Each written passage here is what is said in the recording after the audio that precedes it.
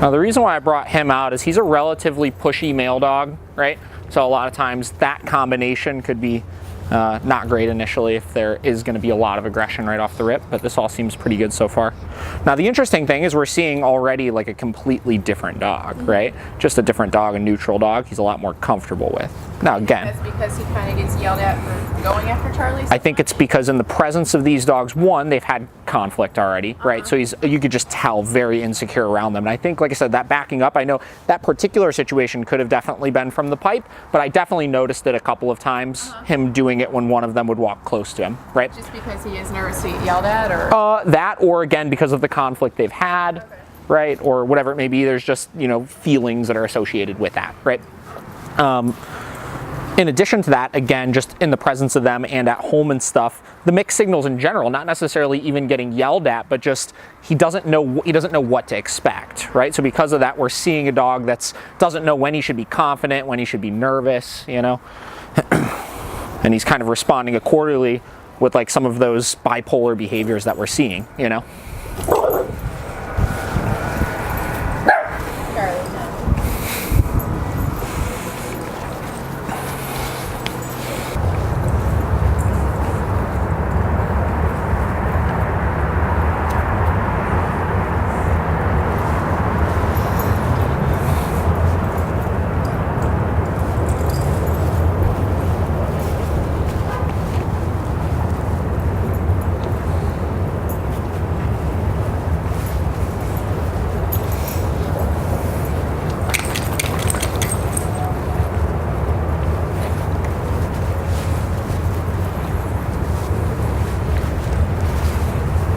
Maybe go ahead and move away from them for a second.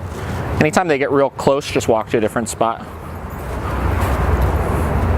That's another part of it too, is understanding your individual dog's like play style and stuff, right? I just had the conversation with somebody yesterday. I used him in a lesson, and I've known this dog for like almost 3 years now at this point.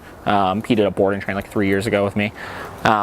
But he's a very rough, energetic, vocal player and stuff. And to most people, like seeing that, they'd be like, "Oh my God, like that dog's, you know, aggressive or this or that." And it's not. It's just him. But the problem is because it looks aggressive and it looks scary, a lot of people will intervene or get uncomfortable in the presence of it, which will cause the dog to read off of that and then have problems as well, right? So it's We joke when these two play little gladiators. Exactly. Yeah. So you know them, you know what to expect out of them, and because they're smaller, it's less of a concern. But when we're dealing with a dog that's a lot bigger, when they start to show things like that, it gets real easy for somebody to get uncomfortable and just reel this leash up a little bit, or you know, start to try to interrupt it in a way that the dog doesn't understand or whatever, which again continues to create problems.